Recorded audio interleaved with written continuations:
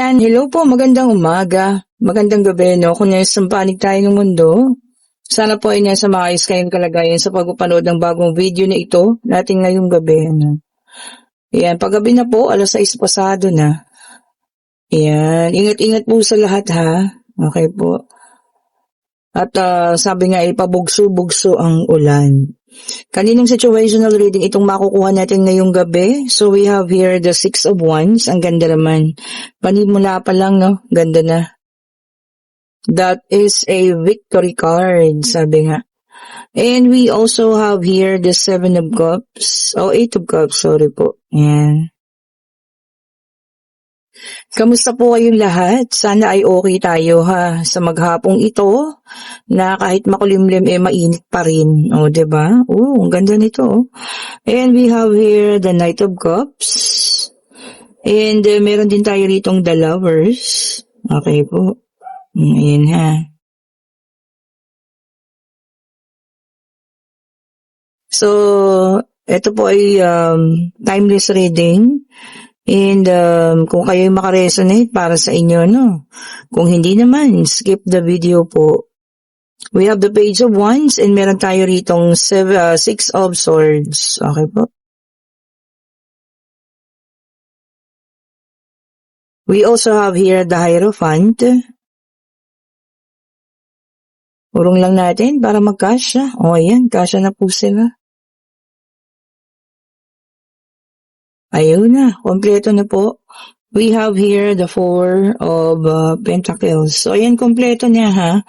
Alam niyo, may nakikita ko ritong isang taong sobrang paghanga sa inyo ngayon ha. At ang tingin po sa inyo ay mala Diyosa, ang kagandahan. O mala Ann Curtis, o diba? Diyosa ang tingin sa inyo ng taong ito, no? Magkakaroon ng romantic proposal dito. Yun lang kasi may mga nakikita tayo ritong medyo kasi parang from the past, no? Ito, umalis, ayan o, nagtapatan pa, umalis din. Pero pwede ring bagong tao. O, ayan ha. Maaring kayo rin ay dating ikinasal ng taong ito. O, ayan, ang daming no? Pinaghuhugutan. So, maaring ito ay iba-iba ha. Sabi ko nga po, pwedeng sa isang tao, pwedeng sa marami, no? So, take only what resonates po. Sa unang-unang card pa lang, sa nakita natin dito, no? You already gain. So, kumbaga, nagbago na yung buhay. Umayos na, tumalikod sa nakaraan. Ayan po ha. Masasakit man yan, painful man yan, or kung ano man mga naging experience mo, no? At yun nga, sabi ko medyo umaayos, pinaayos mo buhay mo, pinagaganda mo eh. Or talagang ginawa mo ng paraan para magkaroon na ng diba, kaayusan talaga siya. At eto na nga, yun nga ang sinasabi ko sa inyo, no? Ang taong ito, pwedeng ito po ay from the past ninyo. Ha? Ito po ay parang pwede yung sa nakaraan ninyo. Hindi, dito ay nagbago ang pagtingin niya sa'yo, no? Kung nung dati, naging dahilan ng paghiwalay ninyo ay dahil sa ibang tao, dahil maaaring nahumaling o nagkagusto sa ibang tao. Pero ngayon naman, ikaw, yung kanyang pinagtutuunan ng pansin. So, ayan ha. Para sa kanya, hindi lang yung physical siguro, no? Pakiramdam ko, nakapag realization, nakapagtanto na hindi naman physical lang lagi ang kagandahan ng tao, diba? Nasa kabutihan po yan, nasa puso, nasa pagkatao. Kaya ngayon, yun ang tingin niyo sa'yo, no? And the Lovers is also here. Ibig sabihin, maaari ito po ang inyong soulmate, ha? At pwedeng ito rin po ay isang tao na bagong kakilala nyo lang din sa ngayon. So, marami ha. Pwedeng ex, pwedeng dating asawa, pwedeng panibagong tao na nakilala mo lang ngayon. Okay po, ayan o. Ito signifies city. So, ibig sabihin, nakilala nyo sa city, no?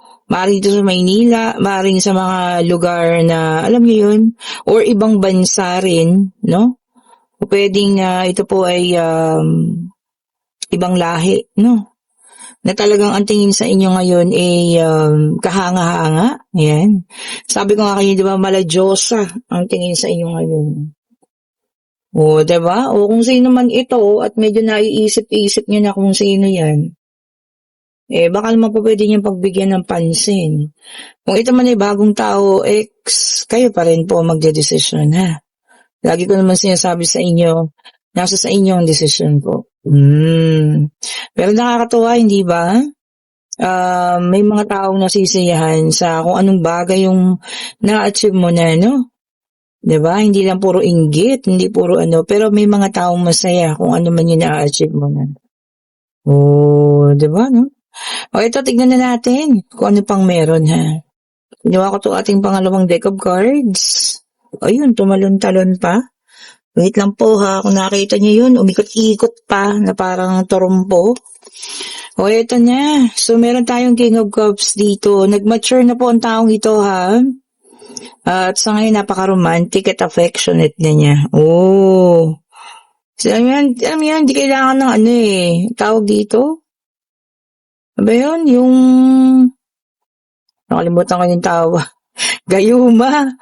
'Di ba? Kapag talagang ang kamay ng Panginoon at ang universe, naku, hindi yung kakailanganin ng mga ganun para kayo magustuhan ng isang tao. Kasi makikita nila kung ano yung tunay na ikaw. O yan, sabi ko na nga, no? So, 2 beses mababas ang card na to. This is this Eight of Cups. Siya yung taong umalis. Iniwan ka. So, ito ngayon, maaaring magparamdam, bumalik, no? Dahil iba na yung tingin niya sa'yo. Uy, exciting ba yun para sa iba or wala lang? Depende kasi, di ba? May mga taong hindi na ganun ka-excited sa mga ganitong pangyayari, no? And we have here the Empress, may dalang number 3.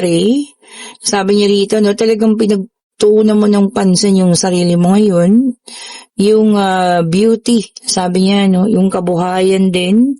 So, yun yung pinaka main priority mo. Minahal mo ng mabuti yung sarili mo ngayon. Which is good. Di ba sabi ko nga laging self-care, self-love, di ba? Ay, talagang doble-doble po ang mga card na ha. So, sabi niya naman dito, transition. O, sabi niya dito, no, you did overcome the hardship. Talagang, alam mo yan, nakaalis ka na, nandito ka na sa pag-ayos ng buhay, mga sakit, tapos na.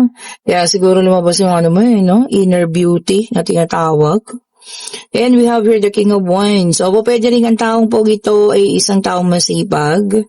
O, yan ha. Ngayon, na niya, loyal daw. Baka ipapakita na sa'yo yung loyalty niya sa ngayon.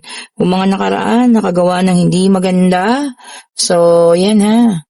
Pwede ipapakita na yung loyalty sa'yo or talagang panibagong tao ito na ipapakita niya na siya po ay isang taong mapagkakatiwalaan. Oh, diba? O kung sino man ha, sabi ko nga kung sino man yan. Magbigyan niyo naman. Kung bagong tao, bakit hindi bigyan ng chance, diba? And we have here the tower na may dalang number 16. Ayan. Ayun, isa rin daw po yung nagkaroon ng naitulak ka sa bankruptcy. Oh, ayun. Daming ha. So, siya rin, yung naging cause ng pagkaubos mo dati. Nako, pagkausaping financial, palagay ko, yung iba sa inyo, hindi nabibigyan to ng chance. O, diba? Kasi, syempre, sinaktan ka na, inubos pa yung financial mo, diba? Ang hirap nun. Diba po? And we have here the King of Swords. Ayan. Sabi niya rito, no? Dati, isa siyang napaka-dishonest na tao. Sinungaling daw. Pero ngayon, ipapakita niya sa iyo ang kanyang honesty and integrity. Isang salita. Oh. Kaya mo na ba pagbigyan? So, kayo na ha. Kayo na ang bahala. And we have here the Star, may dalang number 17. Panimula pa naman ikaw na yung kanyang hinihintay, ikaw na yung kanyang hinihiling, ikaw na yung kanyang hinihingi. So, wini-wish ka na ng taong ito. Hindi naman sa, alam mo yun, sinasabi ko sa iyo magpatawad or what not. Depende po sa pakiramdam ninyo, no? Kung kaya pa, di sige. Kung hindi, diretsahin nyo na, di ba? Di ba po, no? Asa sa inyo talaga. Asa sa inyo po. ang mga nasa mga kamay nyo ngayon kung ano magiging desisyon ninyo. Ayan, kinuha ko tong ating pangatlong deck of cards. Tignan natin. Ito pwede sa iba, pwedeng kung kanino man, ano. Take only what resonates pa rin. We have the fire sign, Aries, Leo, and Sagittarius. Preparation, meron kang pinaghahandaan. O, whether examine ba ito, whether pagpapatayo ng bahay, kung ano man yan, ano. Talagang naisip mo na paghandaan ito. Pwedeng isang salo-salo, handaan, para kung kanina man, surprise mo, ganyan, ano. Tama naman ang iyong ginawa. So, kailangan paghandaan po. And we have here the Two of Swords in reverse, air sign, Gemini, Libra, and Aquarius. Ayan.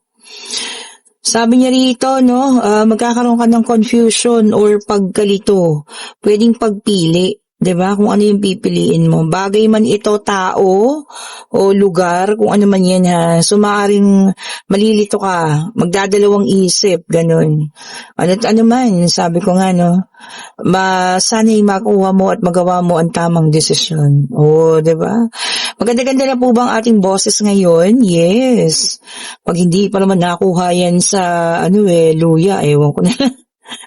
O, di ba po? We have here the Ten of Cups, Water sign, Cancer, Scorpio, and Pisces. Ito, naka-reverse. Ayan po ha. Sabi niya rito, no, struggling relationship. Oh, yung iba sa inyo raw po magiging shaky yung relasyon or mag-struggle or anyway, ipagdasal kung gusto mo pang, alam mo yun, maayos. At syempre, pag-usapan, di ba? Kung kaya pa. Pero kung hindi na, pwede rin naman ninyong palayain ninyo yung mga sarili, di ba? Baka kasi mas mabuti pa yun kaysa magstay kayo sa relationship na toxic na po. And we have here the Page of Pentacles, Earth sign, Taurus, Virgo, and Capricorn. So, lumabas lahat. Sa unang latag ang ating mga zodiac sign, fire, air, water, and earth. Ayan, ito meron kayong taong ang tawag dito? Parang nawawala ng oras sa inyo. Pwedeng inyong esposo, asawa, no? Pwedeng boyfriend, girlfriend. Ayun. So, parang nararamdaman mo na parang, teka lang, ba't nawawala na to ng oras sa akin? So, siguro, yan din ang isa sa mga dapat pag-usapan, pagtuunan na nyo ng pansin. Diba? Or kung meron mang, syempre kailangan mo na mag-imbestiga bakit nagkakaganyan. Baka meron ng iba, di ba? Minsan kasi yung mga taong busy sa trabaho, yan yung mga nahuhuli sa balita eh. Malalaman niya na lang, di ba? Maghihiwalay na pala sila. O, di ba? Sakit nun. And we have here the Page of Cups, water sign ulit ito, no? Sabi niya rito, may mga balita na matatanggap. Ayan, mensahe. Surprise daw, no? Mga surprise ang mensahe, kung ano man yan, or kung ano man balita yan. Ibig sabihin, good news. O, diba? If it's a good news, thank God. Diba? Baka matagal mo lang iniintay yan. O, diba naman po?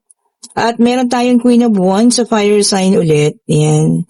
Sabi niya rito, no, focused and being independent. So sa ngayon, may iba sa atin dito na talagang sinasarili lahat ng mga adhikain o yung mga gusto sa buhay, di ba? At nakafocus lang kung ano talaga yung gustong gawin. Tama naman yun. Wala naman kasing ibang gagawa kundi ikaw lang. Mabuti kung meron kang asawa, pero kung single parent ka, no? Ikaw lang po ang gagawa, o, di ba? Or kung nasa ibang bansa ka man, no, mag-isa ka lang dyan, ganun talaga. Ikaw at ikaw po mismo magdedesisyon, gagawa at mag-aayos ng sarili mong buhay. And we have here the Hierophant Earth sign. Ayan. Sabi niya rito, no, wisdom. Oh, and forgiveness. So, gagamitin ng katalinuhan sa pagpapatawad. Meron kasi naman talagang dapat ng patawarin at meron naman talagang yung, alam mo yun, siguro kalimutan na lang, 'di ba? Hayaan na. Hindi na kailangan magsalita about forgiveness, no? Siguro parang sa sarili mo, hindi, okay na yun. Hindi na natin kailangan pang pag-usapan. Oh, depende sa inyo, ha? And we have here the Hangman, water sign. Sabi niya dito, no, kung medyo may mga iba dito sa atin, medyo parang nahihirapan na, no. Huminto, sandali, mag-isip po, no, ng mga bagay na dapat at alam mo yun, kaya nating gawin. Or kung kailangan humingi ng tulong, bakit naman hindi? 'di ba?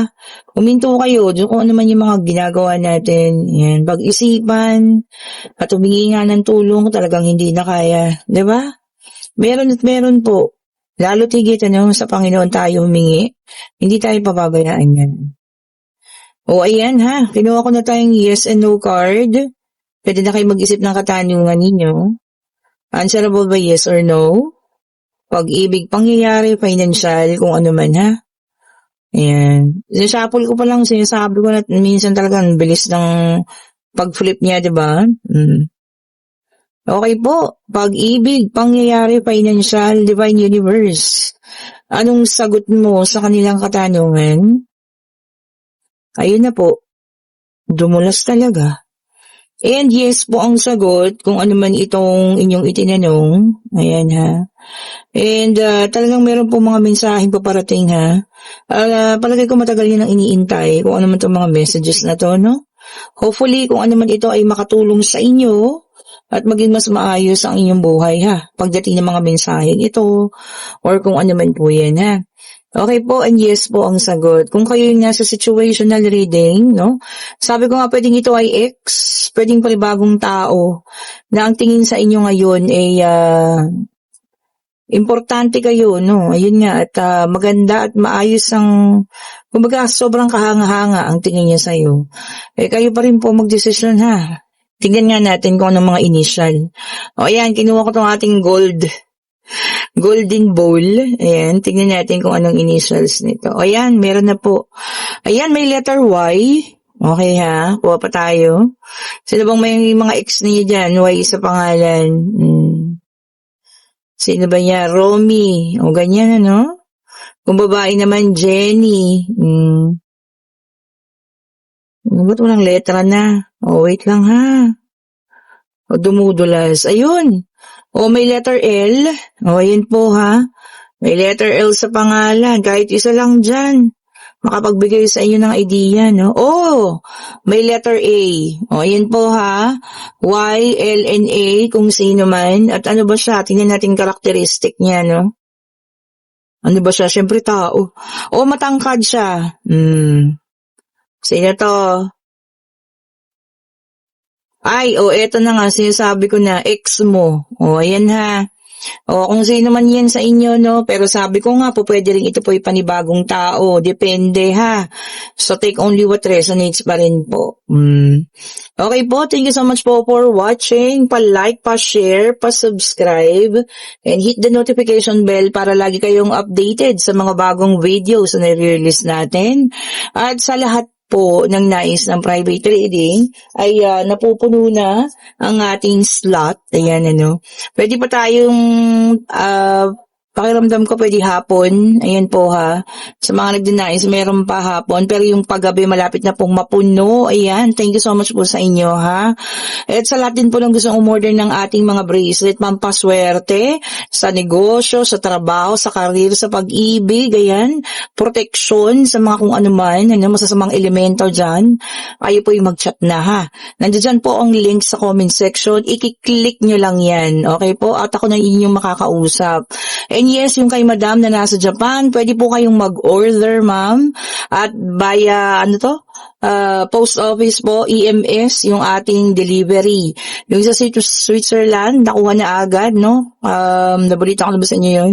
At tuwan-tuwa si madam kasi, syempre, ang gaganda ng ating mga bracelet at authentic po. Palagyan na po magdala ng payong, Sabi sa inyo, pabugso-bugso na ang ulan. Have a great evening po sa lahat. Stay safe po, Bye-bye po sa inyo.